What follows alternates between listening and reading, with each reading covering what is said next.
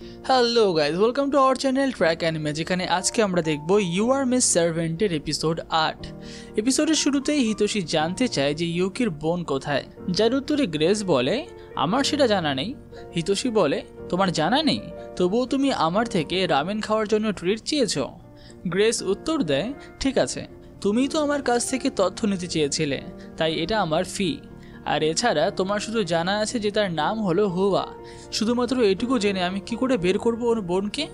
এখন আমি রামেন খাওয়া শুরু করছি। হিতোশি এই সময় বিরক্ত হয়ে বলে শিক্ষক হয়ে ছাত্রের কাছ থেকে ট্রিট চাইছো? গ্রেস বলে রামেন খেতে খেতে আমার সাথে কথা বলো না। তাই এরপর রামেন শেষ করার পরে গ্রেস বলে জাপানি নুডল কতটা মজাদার, এই কারণে আমি এখানে থেকে গেছি। যাই হোক, তুমি তো আমার অনুভূতি বুঝতেই পারবে ইউকি। আর এই সময় আমরা দেখতে পাই যে ইউকি তার রামেনে কাসুদা সস মেশাচ্ছে, যেটা দেখে গ্রেস অবাক হয়ে বলে তোমার সাহস কিভাবে হলো, আর এটা খেয়ে তুমি এত খুশি কেন? আমি জানি তোমার কাসুদা সস পছন্দ, কিন্তু এটা আশা করিনি যে তুমি তার সাথে বোতল নিয়ে ঘুরবে। হিতোশি বলে কোনো সমস্যা নেই, এটা তার জন্য রসুনের মতো। গ্রেস বলে ইউকি এখনই রামেনের কাছে ক্ষমা চাও, আর পরের বার যদি তুমি আমার থেকে কোনো তথ্য চাও এমন কিছু করো না। ইউকি বলে আরে সস তো খুবই কম বাকি আছে। তখনই তারা দোকানে গিয়ে জানতে পারে যে সব সস শেষ, যেটা শুনে ইউকি খুবই দুঃখ পায়। দোকানদার বলে মাফ করবেন, কাসুদা ফেস্টিভ্যালের জন্য সব বোতল বিক্রি হয়ে গেছে, 1 সপ্তাহ অপেক্ষা করতে হবে। ইউকি মনে মনে দুঃখ পেয়ে ভাবে 1 সপ্তাহ, কিন্তু অন্যদিকে সে খুশিও হয় এবং দোকানদারকে বলে ধন্যবাদ এত ভালো সস বানানোর জন্য, আমি অপেক্ষা করে নেব। হিতোশি বলে 1 সপ্তাহের হিসাব অনুযায়ী আমরা খুবই কম সস পেয়েছি। ইউকি বলে ঠিক আছে, কোনো সমস্যা নেই, আমি ভালোভাবে এই সসটার যত্ন নেব। হিতোশি ভাবে ওকে খুশি করার জন্য আমাকে কিছু বলা উচিত, আর তারপরে বলে তাহলে যখন তুমি তোমার বোনের সঙ্গে দেখা করবে তখন কি বলবে?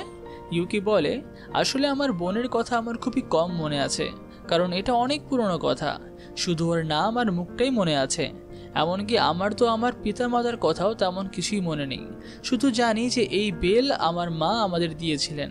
আমি সবসময় ভাবতাম যদি এটা আমার কাছে রাখি তাহলে হয়তো আমার বোন আমাকে চিনে ফেলবে, কিন্তু আজ পর্যন্ত এমন চমৎকার ঘটনা ঘটেনি, বরং আমি ওর সঙ্গে দেখা করতে এখন ভয়ই পাই। এমনও তো হতে পারে যে ও আমার উপর রেগে আছে, কারণ আমি ওকে ছেড়ে চলে এসেছিলাম। যেটা শুনে হিতোশি বলে তাহলে তো আমি মিস গ্রেসকে ওকে খুঁজতে বলার কথা বলে ভুলই করেছি। ইউকি বলে না না, এমন কিছুও নয়, বরং যদি আমি জানতে পারি যে সে ভালো আছে তাহলে আমি অনেক খুশি হব। হিতোশি ভাবলাম আমি ওকে খুশি করব, কিন্তু ওই তো আমাকে এখন সান্ত্বনা দিচ্ছে।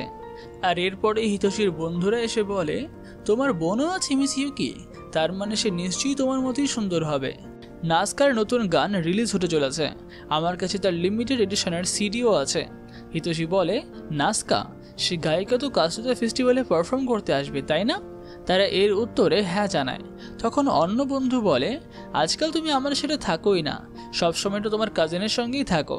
তাই একা বলে কোবাচি, হিংসা করা বন্ধ করো, আমি তো মিস ইউকিকে নিয়ে খুবই খুশি, কারণ হিতোশিকে খুবই খুশি করে দিয়েছে। তারা বলে হ্যাঁ সত্যি, জুনিয়র হাই স্কুলের সময়ও খুবই খারাপ অবস্থায় ছিল, আর এই গোপন কথা শুধু তারাই জানতো যারা তার সঙ্গে আগের হাই স্কুলে পড়েছে। তখন ও তার বাবার ওপর খুব রাগ করতো। আর অন্য একটা বন্ধু বলে হ্যাঁ মনে পড়ে, ও তো গরমকালে একবার প্যান্ট আর কোট পরে স্কুলে চলে এসেছিল, তখন ওর ডাক নাম ছিল রেগ নাইফ। আর এই সমস্ত কথা শুনে ইউকি হাসতে থাকে। হিতোশি মনে মনে ভাবে ইউকি তো খুবই খুশি হয়ে আছে। তাই একা বলে তুমি কি জানো ও কেন নিজের ঘর পরিষ্কার করতো না? এর কারণটা খুবই শিশু সুলভ। তখন হিতোশি চিৎকার করে বলে মুখ বন্ধ করো। ঠিক তখনই তায়াগার হাত থেকে ক্যাসেটটা পড়ে যায়, আর ইউকি দ্রুত ব্যাগ ফেলে দিয়ে সেটাকে ধরে ফেলে, কিন্তু তার ব্যাগ থেকে কাসুদা সস নিচে পড়ে যায়। এটা দেখে ইউকি ভীষণ কষ্ট পায়। সে কল্পনা করতে থাকে যেন কাসুদা সস তাকে বলছে আমি বিশ্বাস করতে পারছি না তুমি আমার সঙ্গে এরকম ব্যবহার করলে। ইউকি অনুশোচনার সাথে বলে আমাকে মাফ করো, কিন্তু সস উত্তর দেয় আজ আমার কাছে এসো না। আর এই সময় ইউকির ঘুম ভেঙে যায়। হিতোশি এসে দেখে জিজ্ঞাসা করে তোমার কি হয়েছে, তুমি কি এখনই ঘুম থেকে উঠলে? ইউকি হতাশ হয়ে বলে কাসুদা সস আমাকে আর পছন্দ করে না, আমার বেঁচে থাকার আর কোনো মানে নেই। সব কথা শুনে হিতোশি বলে এসবই তো একটা স্বপ্ন ছিল তাই না, এটা নিয়ে তুমি বেশি ভেবো না। তখন ইউকি বলে কিন্তু শুধু এটুকুই নয়। হিতোশি জিজ্ঞাসা করে তাহলে তোমার স্বপ্নে আর কি কি দেখেছো? ইউকি এই সময় নীরব থাকে। আর এরপরেই আমরা পরের দিন রাতের দৃশ্য দেখতে পাই। আবারও ইউকি ভয়ানক স্বপ্ন দেখে, আর এখন ভয়ে সে উঠে হিতোশির ঘরে চলে যায়। সে বলে, আমি কি এখানে ঘুমাতে পারি? হিতোশি অবাক হয়ে বলে, তোমার কি আবার দুঃস্বপ্ন আসছে? কিন্তু আজ তো আমি পড়াশোনা করার প্ল্যান করছিলাম, কাল আমার পরীক্ষা। তবে তুমি যদি চাও যতক্ষণ ঘুম না আসে আমি তোমার সাথে কথা বলবো। ইউকি হাসি মুখে বলে, তাহলে ঠিক আছে। তখন ইউকি জিজ্ঞাসা করে, মাস্টার হিতোশি, তুমি তো এত ভালো, সবার সাথেই মিষ্টি ব্যবহার করো, কিন্তু তুমি কি কাউকে ভালোবাসো না? হিতোশি বলে, আচ্ছা, এমন কেউ নেই যাকে আমি ঘৃণা করি, কিন্তু যদি কারোর নাম বলতে হয় তাহলে বলবো আমার বাবার নাম। অতীতে অনেক ঘটনা ঘটেছে, তাই আমি তার থেকে দূরে থাকি, তবে পারিবারিক সম্পর্কে এগুলো হয়েই থাকে। এটা শুনে ইউকির বোনের কথা মনে পড়ে যায়, যে বলেছিল আমি তোমাকে পছন্দ করি না। ইউকি উঠে দাঁড়ায় এবং বলে, যদি আমি আর কিছুক্ষণ এখানে থাকি তাহলে তোমাকে খুবই বিরক্ত করা হবে। আর এটা বলে সে বেরিয়ে যায়। পরে ইউকির আবার দুঃস্বপ্ন আসে। সে দেখে যে সস তাকে বলছে, এটা তোমার দোষ, যেমনভাবে তুমি আমাকে ছেড়েছিলে তেমনভাবে তুমি তোমার বোনকেও ছেড়েছ। তুমি কোনো কাজেই ভালো নাও, তাই কেউ তোমাকে পছন্দ করে না। ইউকি জবাব দেয়, এটা সত্যি না। সস বলে, হিতোশি এবং অন্যরাও তোমার জন্য সমস্যা অনুভব করছে, দেখো তারাও তোমার পাশে থাকতে চায় না। তারপর আমরা মারিয়া নামের একটা মেয়েকে দেখতে পাই, যে টিভিতে তার পরিবারের সাথে খুশির মুহূর্তগুলো শেয়ার করছে।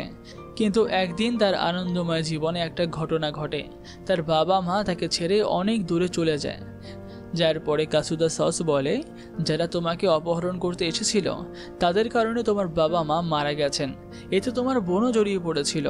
আমরা দেখি যে ইউকি তার পিতা মাতার হত্যাকারীদের হত্যা করে প্রতিশোধ নেয়। এরপর তার বোন বলে, তুমি কেন এসব করেছিলে? আমি তোমাকে একদম পছন্দ করি না। সেই সময় তার বোন তার লকেটটা ছিঁড়ে ফেলে এবং বলে, এটা আমি চাই না। এরপরেই আমরা দেখি যে যারা ইউকিকে সাহায্য করে তারা বলে, আমার কাছে এসো আমার প্রিয় শিষ্য। ঠিক তখনই ইউকির ঘুম ভেঙে যায়। হিতোশি জিজ্ঞাসা করে, তুমি ঠিক আছো তো? তুমি অদ্ভুত আচরণ করছিলে, তাই আমি তোমাকে দেখতে এলাম। ইউকি হঠাৎ হিতোশিকে জড়িয়ে ধরে এবং বিছানায় শুইয়ে দেয়। তারপরে বলে, আমি জানি আমি তোমার জন্য সমস্যা সৃষ্টি করেছিলাম, কিন্তু আমাকে কিছুক্ষণ এভাবে থাকতে দাও। হিতোশি ভীষণ বিব্রত হয় এবং বলে, তোমার কি আবার দুঃস্বপ্ন এসেছে? ইউকি বলে, হ্যাঁ, কিন্তু এটা শুধু স্বপ্ন নয়, মনে হচ্ছে এটা যেন আমার অতীত ছিল, তবে এখন আর আমি কিছুই মনে করতে পারছি না। হিতোশি তার পিঠে আলতো চাপ দিয়ে বলে, আমার মা বলতেন এভাবে পিঠে হাত রাখলে শিশুরা ঘুমিয়ে পড়ে, কারণ এতে তাদের মায়ের হৃদস্পন্দন অনুভূত হয়। ইউকি মনে মনে ভাবে, মাস্টার হিতোশির হৃদস্পন্দন কতটা আরামদায়ক, আর এই ভাবনাই তার চোখ বুজে আসে আর সে ঘুমিয়ে পড়ে। পরের দিন সকালেই আমরা দেখি যে হিতোশি বন্ধুদের সঙ্গে আলোচনা করছে। তারা বলে, ইউকি, তুমি কি কাসুদা উৎসবের ব্যাপারে জানো? ইউকি বলে, এটা সম্ভবত কোনো উদযাপন হবে। তারা বোঝায় যে এই অনুষ্ঠানের নাম হলো কাসুদা 3 গ্রেট ফেস্টিভ্যাল। এর মধ্যে স্পোর্টস ফেস্টিভ্যাল, কালচারাল ফেস্টিভ্যাল আর মিউজিক ফেস্টিভ্যাল অন্তর্ভুক্ত। এদের মিলিতভাবেই কাসুদা উৎসব বলা হয়। এটা আমাদের ঐতিহ্যবাহী ইভেন্ট। পুরো ক্লাস একত্রে অংশগ্রহণ করে, পুরস্কার জেতার চেষ্টা করে, আর বিজয়ী ক্লাস বিশেষ কাসুদা সস পায়। এ কথা শুনে ইউকির মুখে জল এসে যায়। হিতোশি ভাবে, এটা খুবই খারাপ টপিক ইউকির জন্য, কারণ তার কাছে এখন কোনো সসই নেই। এক বন্ধু বলে, প্রথম বর্ষের ছাত্রদের জন্য এটা জেতা খুবই কঠিন, সাধারণত বেশিরভাগ সময় স্টুডেন্ট প্রেসিডেন্টের ক্লাসই জেতে। আর এক বন্ধু বলে, যদি জিততে চাও তাহলে তোমার গ্রেডও ভালো হতে হবে। এই সময় হিতোশি ইউকিকে জিজ্ঞাসা করে, তোমার টেস্টে স্কোর কত? আর ইউকি আনন্দে আনন্দে বলে 42, আর এটা পাসিং গ্রেড। হিতোশি হাসি মুখে বলে, ভালো হয়েছে যে তুমি ফেল করনি। কাসুদা উৎসবের জন্য গ্রেড খুবই গুরুত্বপূর্ণ, আর ফাইনাল গ্রেডের এভারেজই সবসময় ধরা হয়। আর আমাদের ক্লাসের এভারেজ গ্রেড হলো 60, আর 37 পাওয়া মানেই ফেল। যদি তোমার গ্রেড 37-এর চেয়ে বেশি না হয় তাহলে তুমি এই প্রতিযোগিতায় অংশগ্রহণ করতে পারবে না।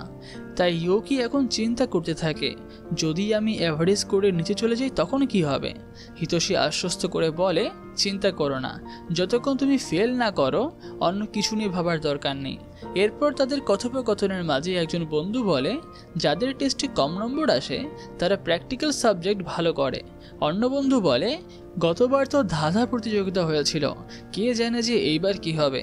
এরপরেই আমরা দেখি ইউকি ব্রেড খাচ্ছে। মিস গ্রেস বলে, এই বছর কাসুদা ব্রেড পাওয়া খুবই কঠিন ছিল, এই জন্য তোমার ধন্যবাদ জানানো উচিত। আর ইউকিও তাকে ধন্যবাদ জানায়। এরপরে গ্রেস মনে মনে ভাবে, কি এত তাড়াতাড়ি ও কি ভুলেও গেল যে আমি ওকে একবার মেরে ফেলার চেষ্টা করেছিলাম। এরপরে গ্রেস বলে, ঠিক আছে, তোমার জিনিসপত্র নিয়ে তুমি এখন এখান থেকে চলে যাও। আমাকে পরবর্তী ক্লাসের আগে সমস্ত টেস্ট স্কোর ফাইনালাইজ করতে হবে। এরপরে আমরা দেখতে পাই বাইরে ইউকি আর হিতোশি হাঁটতে হাঁটতে কথা বলছে। ইউকি জিজ্ঞাসা করে, কাসুদা উৎসবে অংশ নিতে আমাদের কত এভারেজ স্কোর আনতে হবে? হিতোশি কিছু বলার আগেই গ্রেস বলে, তুমি পরীক্ষায় পাস তো করেছো, কিন্তু তোমার নাম লেখার কথা ভুলে গিয়েছিলে, তার মানে এটা তোমার উত্তরপত্র আর তুমি ফেল করেছো। ইউকি হতাশ হয়ে বলে, আমি কত বোকা। আর এরপরে হিতোশি বলে, তাহলে আপনি কি ওকে এখন নাম লেখার সুযোগ দেবেন না? মিস গ্রেস কড়া গলায় বলে, তোমার কি মনে হয় আমি কোনো শর্ত ছাড়াই এটা করতে দেব? পাস করতে চাইলে প্রথমে আমার শর্ত মেনে নিতে হবে। প্রথম শর্ত হলো আমাদের মধ্যেকার সেই ব্রেডের ডিল শেষ। আর দ্বিতীয় শর্ত হলো রামেন শপে কখনোই তুমি কাসুদা সস নিয়ে যাবে না। আমি জানি এটা তোমার পছন্দ, কিন্তু আমি এই অনুমতি দিতে পারি না। হিতোশি বলে, তুমি এখন এই সমস্ত মনে রেখেছ? এমন সময় হালকা বাতাস বইতে শুরু করে। মিস গ্রেস অবাক হয়ে বলে, এই বাতাস হঠাৎ কোথা থেকে এলো? তারপরে সে দেখে যে ইউকির নাম হঠাৎ করে উত্তরপত্রে ছাপা হয়ে গেছে। মিস গ্রেস রেগে বলে, তুমি এটা কিভাবে করেছ? হিতোশি বলে, আপনি হয়তো ঠিকমতো দেখেননি, কিন্তু ইউকির নাম তো শুরু থেকেই ওখানে ছিল। যেটা শুনে গ্রেস গম্ভীর মুখে বলে, এইবার আমি তোমাকে ছেড়ে দিলাম, কিন্তু পরের বার ছাড়বো না। হিতোশি ইউকিকে জিজ্ঞাসা করে, তুমি এটা করলে কিভাবে ইউকি? এরপরে আমরা সেখানে নাকাকে দেখতে পাই। নাকা বলে, ইউকি না, এটা আমি করেছি। এবার আমি ইউকির সাহায্য করেছি। ইউকি তার কাছে এসে বলে, তুমি আমার সাহায্য করেছো? তোমাকে অনেক ধন্যবাদ। আর তার এই কথা শুনে নাকা একেবারেই চমকে যায়। ইউকি বলে, তুমি তো আমার ক্লাসমেট, তাই না? হিতোশি বলে, তুমি আবার কে? যার উত্তরে নাকা বলে, আমার নাম হলো নাকা হিকাগে, তোমার সেটা দেখা করে ভালো লাগলো। আর তারপরে সে বলে, আমার কাছে কালচারাল ফেস্টিভ্যাল জেতার একটা ভালো উপায় আছে, যেটা কখনো ফেল হতে পারে না। তার কথা শুনে ইউকি আর হিতোশি বিস্মিত হয়ে যায়। আর এরই সঙ্গে এপিসোড 8 এখানে শেষ হয়। পুরো ভিডিওটি ভালো লাগলে ভিডিওটিকে লাইক, শেয়ার, কমেন্ট অবশ্যই করবেন। আর পরবর্তী পর্বটি দেখার জন্য চ্যানেলটাকে সাবস্ক্রাইব অবশ্যই করে রাখবেন। তাহলে দেখা হচ্ছে অন্য কোনো ভিডিওতে।